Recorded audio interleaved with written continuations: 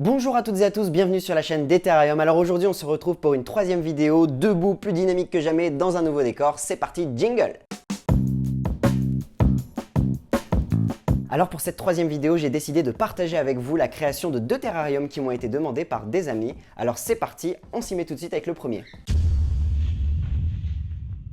Alors voilà, la personne a choisi un contenant sphérique avec un verre assez épais et suffisamment peu teinté pour que le spectre de la lumière passe correctement pour les plantes. Alors je vais commencer par la pouzzolane puisque j'ai décidé que dans celui-ci, le drainage serait la pouzzolane. J'ai ici la pouzzolane qu'il me faut. Je vais prendre tout de suite de quoi la verser. Et c'est parti. Je vais en mettre une bonne petite couche comme d'habitude. Disons 2 cm à peu près.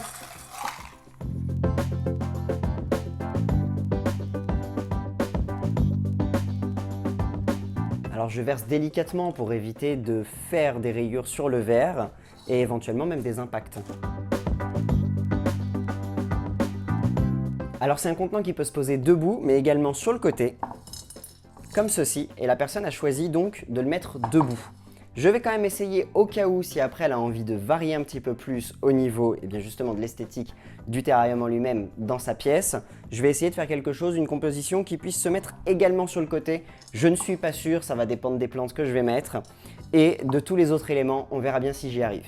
Donc je vais me servir de ce petit côté un petit peu biseauté justement pour créer une petite pente. C'est peut-être ce qui va me permettre d'obtenir un terrarium que l'on pourra coucher légèrement. Et donc en le couchant légèrement, la pente devrait techniquement être inversée. Voilà. Donc on va voir si j'y arrive. En tout cas, on ne met pas trop de pouzzolane, sinon le problème, c'est qu'on va manquer d'espace, mais il faut quand même en mettre suffisamment pour que l'eau puisse circuler dans tout le terrarium, sinon les plantes ne seront pas arrosées et là, les problèmes arrivent. Et maintenant, pour séparer, je vais mettre de la moustiquaire. Il y a plein d'autres possibilités. Aujourd'hui, ce sera de la moustiquaire. Ça va me permettre après de pouvoir séparer donc la pouzzolane, le drainage, de tout ce qu'il va y avoir par-dessus, c'est-à-dire le charbon actif pour enlever les odeurs et purifier le terrarium, et évidemment aussi la terre, etc., etc. Alors, j'ai un morceau ici que je vais maintenant découper aux bonnes dimensions. Alors, je pose le contenant par-dessus, et voilà. Et maintenant, je vais essayer par rapport au niveau de ma pouzzolane de créer la pièce de la bonne dimension. Donc on va y aller à la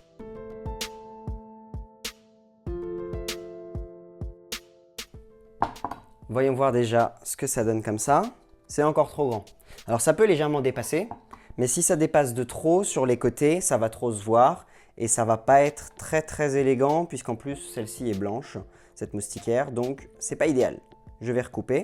Voilà, je l'ai redimensionné un petit peu, voyons voir ce que ça donne. Voilà qui me paraît pas trop mal. Donc maintenant que la moustiquaire est en place, on va passer au charbon actif. Donc pour purifier le terrarium, pour éviter la propagation d'odeurs, etc., etc. Alors c'est du charbon actif qu'on trouve au rayon aquariophilie. Donc dans les animaleries, les jardineries, etc. J'en verse une petite couche.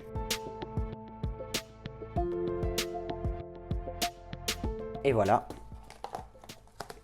Maintenant, je vais prendre un pinceau pour étaler tout ça.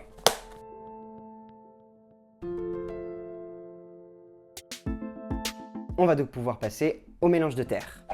J'ai donc ici un récipient dans lequel je vais mélanger donc de la sphaigne sèche, de la sphaigne humide, du terreau pour plantes d'intérieur, ainsi que de l'écorce de pin. On va commencer par la terre. Alors en général, je varie un petit peu les quantités. Aujourd'hui, je vais mettre grosso modo 3 quantités de terre pour une quantité d'écorce de pin et un petit peu de sphaigne par-ci par-là.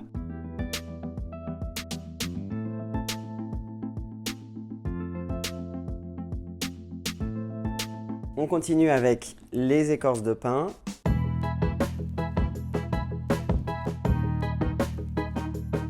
Et je continue avec la sphaigne sèche et humide.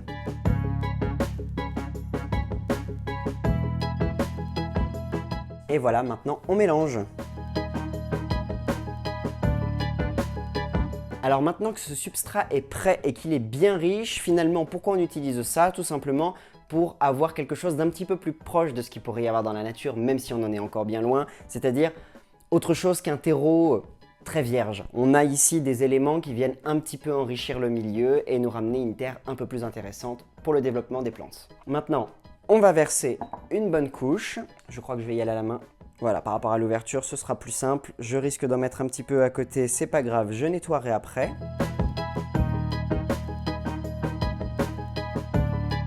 Quand on crée un terrarium, donc un environnement qui va rester fermé, qui va rester clos et qui normalement devrait vivre un petit peu dans le temps, justement, il faut essayer de trouver le bon équilibre entre tous les éléments pour que le terrarium ne dure pas 3 mois. Comme ça a pu déjà m'arriver quand j'en ai fait, parce que si quelque chose est mal dosé, qu'il n'y a pas assez de place pour que les plantes se développent, et qu'en les coupant, elles ne continuent pas de vivre pleinement leur vie, on peut se retrouver avec des problèmes. Donc on essaye justement de trouver le bon équilibre, qu'il y ait de l'espace pour que les plantes puissent bien, se développer, et en même temps qu'il y ait suffisamment d'autres éléments pour qu'elles ne soient pas en manque. Alors voilà, désormais nous allons partir sur les plantes, et pour ce faire je vais commencer par un petit phytonia avec des feuilles de petite taille, pour éviter d'avoir quelque chose de disproportionné par rapport à la taille du contenant, et pour qu'à la fin les éléments soient justement plutôt cohérents entre eux. Alors je stocke les plantes dans des boîtes comme celle-ci, ça me permet d'avoir des mini-serres finalement. Et l'avantage, c'est que certaines ne survivent pas, mais la majorité survivent et se sont adaptées. Donc elles poussent de façon un petit peu plus importante que si elles étaient en dehors d'une boîte, mais au moins elles sont déjà habituées à être dans un espace clos et ça me permet de les utiliser immédiatement sans qu'il y ait de réel temps d'adaptation. J'ai ici un magnifique phytonia qui a déjà bien poussé et c'est ça que je trouve très intéressant. C'est pas une plante toute basse, toute, j'ai envie de dire, standardisée par rapport à ce qu'on peut trouver dans les magasins. Ici, du fait qu'elle a été dans une boîte avec pas mal d'humidité, elle a commencé à pousser de façon un peu plus intéressante, un peu plus sauvage. Et donc, même si la plante est déjà plus grande, qu'il y aura moins d'évolution possible, il faudra la retailler un peu plus rapidement, on a quand même quelque chose, voilà, qui donne un petit peu plus de vie que les plantes toutes basses qu'on peut retrouver donc dans les jardineries. Alors je vais déterrer le phytonia de son pot original, je vais essayer de retirer un petit peu de la terre qui existe déjà, qui en plus souvent est d'assez mauvaise qualité, pour ensuite pouvoir planter directement dans le terrarium. Je vais m'aider de cet énorme tuteur pour faire un trou. Alors évidemment je ne le fais pas n'importe où, j'essaie de le faire à un endroit où la plante pourra ensuite se développer tranquillement, c'est-à-dire que si je mets cette plante déjà haute dans un endroit où, sur les bords, les parois vont directement l'empêcher de pousser, et avec des feuilles donc qui vont toucher les parois et qui vont, à cause de l'humidité, finir par pourrir, ça va pas bien se passer.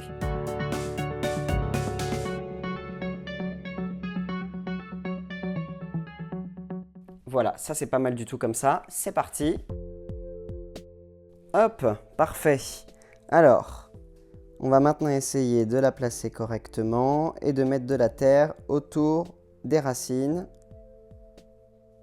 quitte à en enlever un peu sur les côtés et à en remettre après.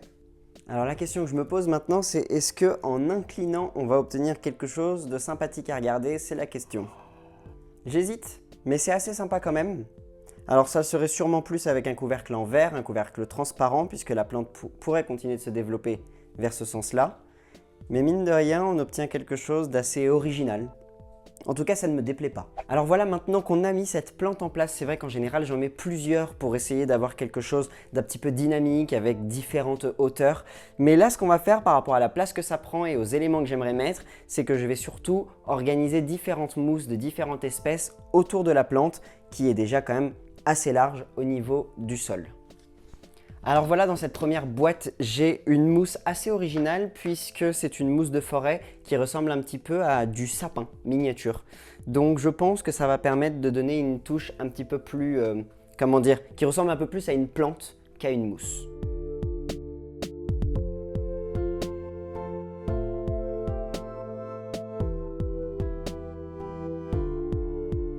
Alors les parties un petit peu trop brunes, je les retire. C'est un peu sec.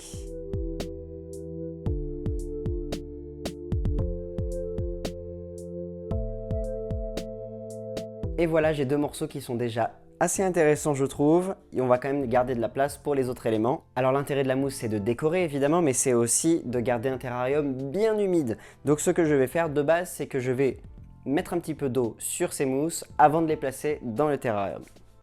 Adieu petit pulvérisateur. Bonjour gigantesque pulvérisateur.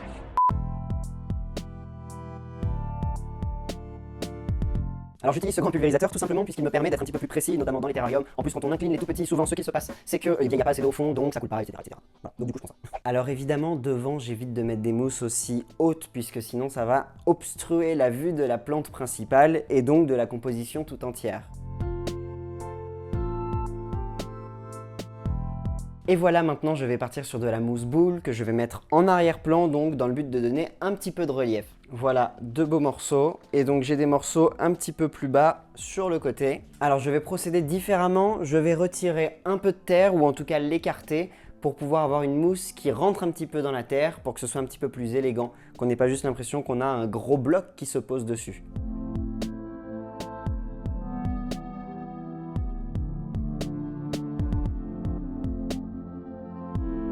Alors j'ai de la mousse plate sur le côté, je vais partir là-dessus, ça va me permettre d'avoir des textures bien différentes et surtout ce sera beaucoup plus bas que les 2 autres mousses qui sont en arrière-plan. Donc ici j'ai un joli morceau, sauf qu'il est 2 fois trop large, donc je le divise et je vais l'humidifier avant de le placer comme tout à l'heure. Et c'est parti pour la plantation, enfin la mise en place quoi. Et bien voilà, alors ça va être un terrarium assez vert entre les mousses et le Phytonia qui est déjà vert et blanc, mais c'est volontaire, c'est vraiment pour avoir une bulle de verdure à l'intérieur de chez soi. Parfois je mets de la couleur avec des Phytonia d'autres couleurs ou même beaucoup d'autres plantes qui ne sont pas nécessairement toujours vertes. Et donc maintenant tout ce qu'il nous manque c'est un petit peu de minéralité dans ce terrarium, devrais-je dire, des cailloux quoi. Je pense mettre des pierres assez lisses, grises, puisque ça va me permettre d'avoir un bon contraste avec déjà toutes ces textures qu'on a partout. Donc quelque chose d'assez lisse, ça va rappeler aussi la rondeur du bocal. Et puis ça va ramener une couleur assez différente. J'ai ici une sélection de pierres grises.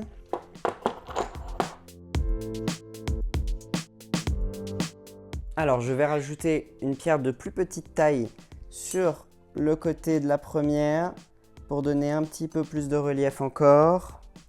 Voilà, quelque chose comme ça. Donc devant, j'ai un espace que je vais essayer de combler avec cette forme-là, un petit peu différente. Alors, je suis en train de placer les dernières pierres juste ici, juste devant. Donc je suis en train de réfléchir surtout à lorsque éventuellement le terrarium sera incliné, est-ce que les éléments vont bien rester en place? Donc ça va dépendre de comment j'installe mes éléments justement. Donc voyons voir, est-ce que la pierre va glisser? Il vaudrait mieux pas. Non, c'est pas mal. Voilà, une fois que c'est bien calé, c'est pas mal du tout. Je sais pas si ça la tentera de le mettre comme ça, je suis pas en train de dire que c'est la meilleure des positions, mais près d'une fenêtre, pour que la lumière arrive de ce côté-là ou de l'autre côté, c'est original.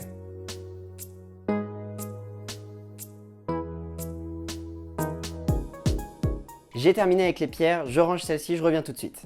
Et donc pour la touche finale, j'ai décidé d'utiliser quelques morceaux d'écorce et cette petite pomme de pin.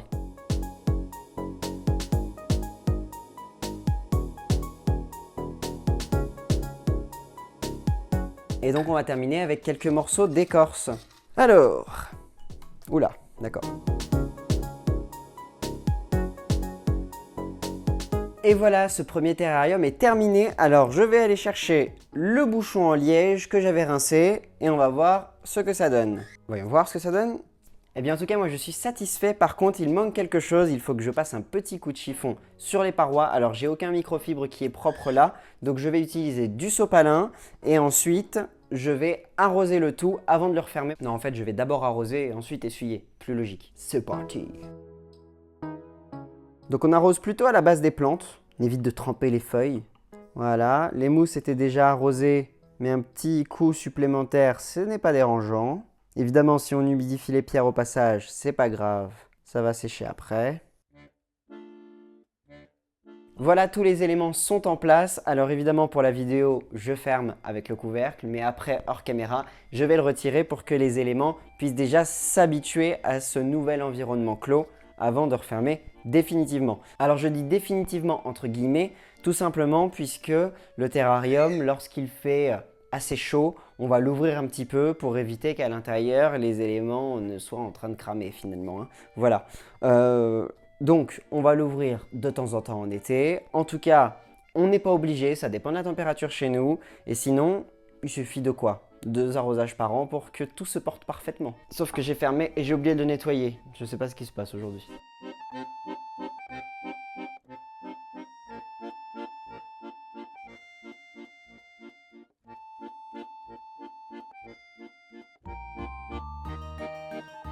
Maintenant que c'est propre, je peux enfin refermer pour de bon. Enfin non, puisqu'en fait, je dois le laisser ouvert pendant 24 heures après. Mais bon, vous m'avez compris. Ils sont pas bien, eux. Et voilà, le terrarium est donc définitivement terminé. Je vais vous laisser sur quelques plans de coupe avant de passer au second terrarium.